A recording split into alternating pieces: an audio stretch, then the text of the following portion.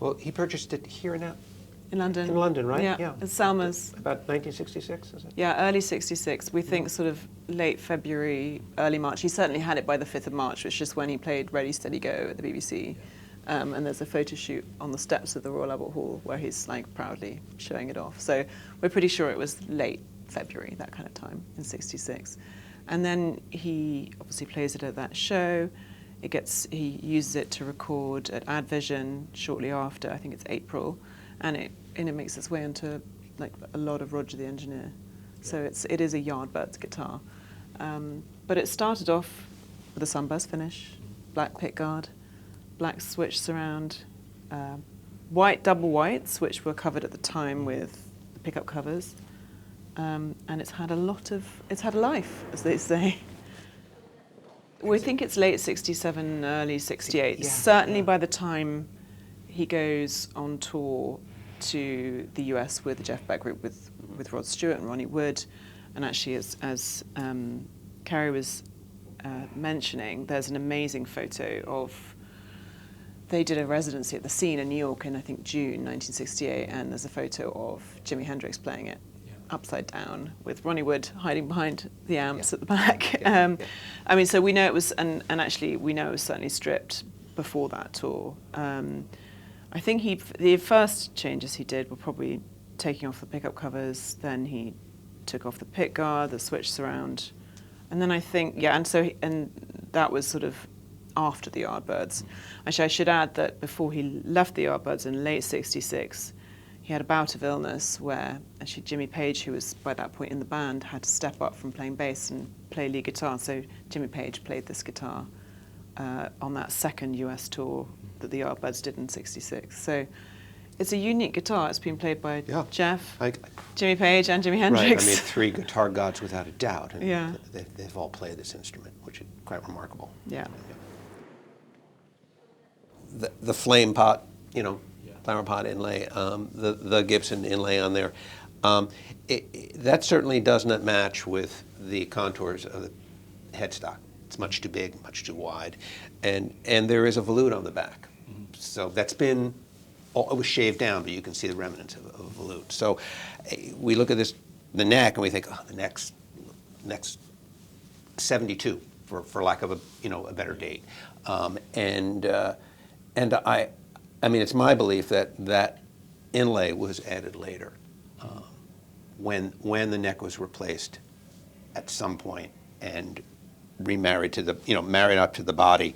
I think some craftsmen thought that was kind of cool, and it's a great look, very different. Nostalgic kind of styling. Yeah. And I think also the JB and the pearl is very similar, though. It's abalone, it's blue-green abalone.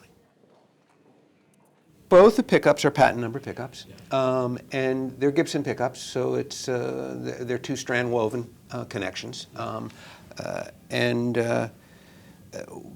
What rewrapping has ever been done to them, I don't know, and we didn't test resistance on them, so can't tell. But we think they probably got changed in sort of 73 when he reported that I think we spoke to Seymour Duncan, and he remembers when we were discussing Tele-Gib, which we'll get onto, that the reason he wanted to make the Tele-Gib for Jeff was because the PAFs had been removed, and he remembered that they'd been removed when the guitar had been sent for electrical repair, and so rather than fix whatever was wrong with the PAFs, the restorer just replaced them. And so that's really the last thing that changes on the guitar before Jeff sort of semi-retires it in 73. But he was still using it very much, even with the replaced neck and headstock. In the second Jeff Beck group, it's at the Beat Sessions in March 72, I think it is. You can see it in the background of the videos, still with the double whites, but with the very clearly with the flower pot inlay to the headstock. So I think the neck had been broken probably 3 times at this point. It's been played hard. It's interesting to look at the career trajectory and when he's working with trios, when he's working power trios, that's the tool to do the job, rather than a Stratocaster. their projection, the way they cut, the control that you have with a Les Paul, with a humbucking pickup, is, you know, it gives a wonderful big round fat sound with great overdrive. So. Right, he gets the Oxblood when he's, you know, again, working with another power trio, right? Well, with the same one. I mean, I think it's funny, if you look at his career in those early years, it is a kind of Gibson, Fender, Gibson, Fender, Gibson, Fender, and then sticks to the Fenders from about 76 onwards, really. But yeah, this is still like right in the middle of him loving Gibson, loving the Les Paul, and I think that he was still very much using the Yardburst when he bought the Oxblood in Memphis in late '72 when he was there with Beck, Bogart, and Appice, and by all accounts, just loved it. Wasn't particularly looking for something of that colour, but happened to be taken around local car shops by a young guitarist there called Buddy Davis, and his guitar was in the back of the car, and Jeff spotted it and sort of said, "Oh, I like your guitar." I think he had been in guitar shops that day, but hadn't seen anything he liked. And so bought it. And this was out on approval, I think, with a guitar. Yeah, I think he hadn't paid for it yet. Yes, yeah. Well, before Jeff, this was a '54 Gold Top, and you know, with a wrap stop tailpiece.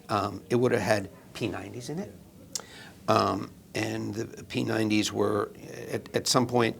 Someone decided they wanted humbuckings in there. Took the P90s out and opened up the cavity so you can facilitate the humbuckings in there. So when you take these covers off and you look at these pickups, it's a huge, big, very raw hole in each one of these.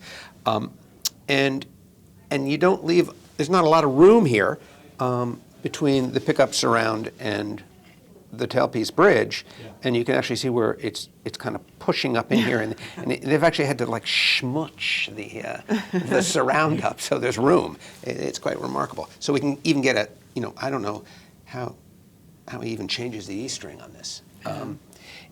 It's filthy dirty. It is rode hard and put away wet. It has, I think, all the mojo of a guitar that's been played hard. Yeah. They're both Gibson patent numbers, and they're correct T-top bobbins on there. One, I'm trying to remember whether it's the bridge or the neck. One of them came off of a gold-plated guitar, so something like a custom, or a Switchmaster, you know. And the other is chrome poles. But all that's evident when you take it off and you look underneath. And again, mounting screws that are slot head screws like you start to see in about '68. Right. Well, the neck has been. I mean, this is another guitar that was broken, correct? Yeah. So actually, I would say that the previous owner who did the finish and did the pickups had shaved down the neck to a much thinner profile, which I don't think that was probably the one thing Jeff wasn't so keen on. He liked a fat neck. And then we heard, this is again through all of the amazing conversations we've had with roadies, but the guitar the neck was snapped on a flight back from America after the Blow by Blow tour, so it had to be restored. And when it was restored, the neck, not the fingerboard, but the neck was replaced back to the original gauge. The fingerboard was kept. It's a nice fat. The fingerboard and the faceplate were kept, but the neck was replaced. Yeah, and it's nice that they bothered to do that with the fingerboard and they didn't just wholesale change everything. And actually, I spoke to the restorer, and they even they restamped the serial number at the back. They did a great job. The only thing they couldn't do was exactly match the finish, because they didn't have the original can of paint that they'd used in Memphis. And it's an odd number on there, which I've been scratching my head over, like, well, why that number is there. You know, 2,700 is 60s, or 27,000 is 60s, and it's not what would have been an ink stamped number at all, because 2 would have been 52, and 4 would have been 4, and then 4 digits. So I wonder if someone's not remembering the number right. And Well, how it got exactly. on But there. I mean, Yeah. so when I spoke to Yeah. this restorer who's actually based in the UK, he said, yeah, we always put the number back on the back, which is why the digits are the wrong type of digits. Yeah, right. Yeah. But you might be right. Maybe he got the 7 and the 4 mixed Yeah, around. or, yeah. As soon as he got it, this was pretty, I think it was played on every single show he played for the next 2 to 3 years. So the whole of 73, 74, 75, pretty much. It's on stage with him when he comes on for the encore of David Bowie's last performance with Ziggy Stardust in July 73.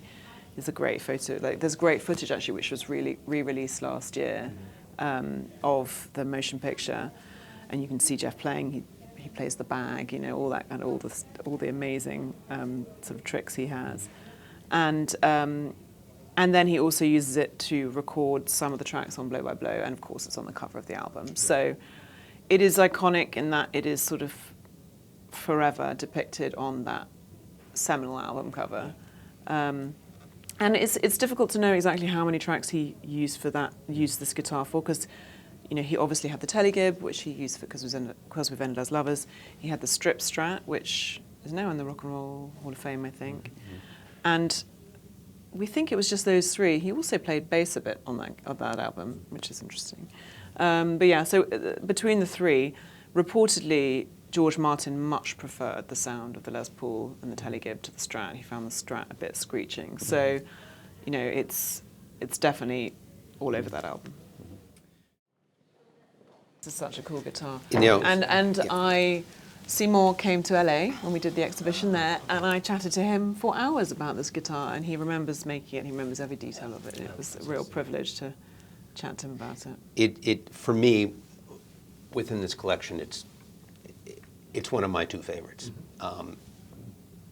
because I think there's a little bit of hillbilly in me, and this is certainly, a Telecaster is it's a hillbilly guitar, and what he's done here is marry the Telecaster body with 2 humbuckings to give it a big fat sound. It's a heavy body. There's a lot here. It weighs actually a lot like the Les Paul, and it's probably why it has such great sustain. Is the density of this body. Yeah. Usually when you pick up a Tele, you want it to be light, and this one's chunky. But I think a good match with the pickups. I think Seymour had sustain in mind as well when he put on these brass bridge Sure. saddles as well, which came from another Tele, I think, that belonged to Roy Buchanan. Oh, wow. And the switch, the little black switch cover, came from a telephone switch bank. Oh, that's nice. Yeah. That's right. Which he also used on a guitar for Roy Buchanan. So that was quite fun. That's right. We've got the date on it, right? 56 or 57? Yeah. I can't remember. It had definitely a Bigsby on there. Yeah. And there are your holes. He made the pick guard for it, right? Yeah, he hand cut it. Yep. Yeah, he hand cut that. And, He put in the Gibson Jumbo frets. He Right, he they're actually very relayed the maple board. And then he said, I wish I'd put a Fender decal on the headstock. I was like, he didn't, and it's fine. Yeah, no. It's, Yeah, and then he rewound he the rewound these pickups, which had right. come from a Flying V. Yes. PAFs. Right. I mean, so they're original bobbins, and he rewound them. Yeah, I mean, Seymour was devastated when the pickups were taken out of Jeff's Yardburst when they got restored, and he really wanted Jeff to have PAFs. I think he'd been a huge fan of Jeff since the Yardbirds days, and really put this together purely with Jeff in mind, and took it to the rehearsal space, which was just around the corner. I think Seymour was working at the Fender Soundhouse, and BBA were rehearsing, somewhere near Tottenham Court Road, and he took it there. And by all accounts, Jeff loved it straight away. Loved the sound. It was like an old friend in terms of the shape, but also the power, as Kerry was saying, of the pickups. And then shortly after that, when he was in the studio with BBA, he then went into the studio with George Martin, and it ended up on the album. I have to think that there's just a bit of romance with this guitar and Jeff Beck, in the mere fact that his first good guitar was a Telecaster. And he's playing Esquires and Telecasters before he makes the jump to a Les Paul. And I bet it was a bit of an old friend, Yeah. It's a very recognizable shape. I mean, this is post-war industrial design, simple, clean, and it's what we grew up with. Here's a guitar from my birth date, so now everyone knows how old I am. Oh, Kerry. Yeah, this is classic 54 and two-tone sunburst. Would you call that tobacco? Well, I guess some people they call it tobacco sunburst. I always stick with the two-tone, and they're great guitars. What did he call this? His sort of he's like it should be in a museum. It was his Buddy Holly Strat, and it was his most prized possession. And he played it, he toured it, he recorded with it, and then I think got worried about it getting damaged like a lot of the other ones. That's not to say he didn't use it pretty hard. Actually, I found this amazing photo of him pogo sticking on it, which was reproduced in the Beckology in 1991. And I thought we've got to get that photo. So it's a beautiful thing.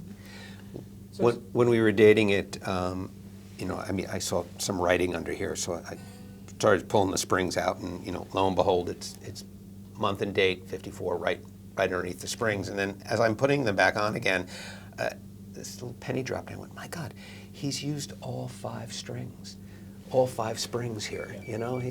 Which is rare. I mean, most guys pull one off or pull 2 off, and they're usually playing with either 3 or sometimes even 2. But that is. I think he had a pretty strong right arm.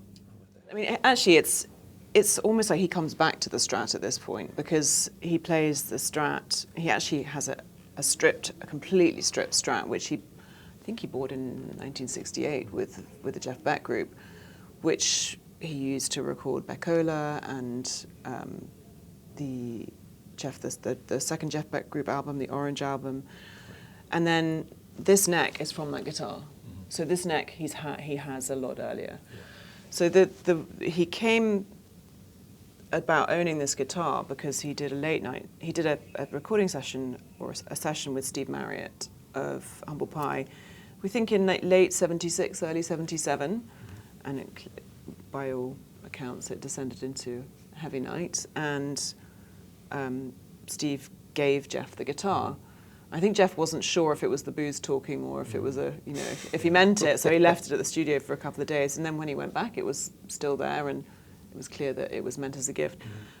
So it was his after that, and actually initially it had a Telecaster neck on it, which he then took off and put this neck on from his other Strat, which you'll know is the one with a kind of distinctive broken horn, treble horn, which is now in the Rock and Roll Hall of Fame, which I think he sold for charity in the 80s. Anyway, so this is in 77, I would say, and it goes out on tour sort of later that year and into 78. And then, it's played almost constantly from like 78, 79. And he used it to record, I think, all of There and Back, the 1980 album. The challenge has been trying to date the neck. And and I've used that wonderful word that catalogers use all the time, was circa, which allows us to fall off a horse on either side of it. And I've said circa 58. We could easily say 57. But I went more 58 because of there's a very subtle V back here. Right. And enough that it's a little softer that you're going to see later in 57 and in 58, rather than those really accentuated ones. Like Blackie had a 57 neck on it. It was like very sharp. Right. So, but it's there. You can feel it. There's the turn. And at some point, the original pickups got removed, but Jeff, I think, was reported saying he doesn't know where they went. They've got, I think it's 1986 Seymour Duncan pickups in now, so don't have the original pickups, but these have been in for a very, very long time. If I wanted pickups, I'd go to Seymour Duncan. Exactly.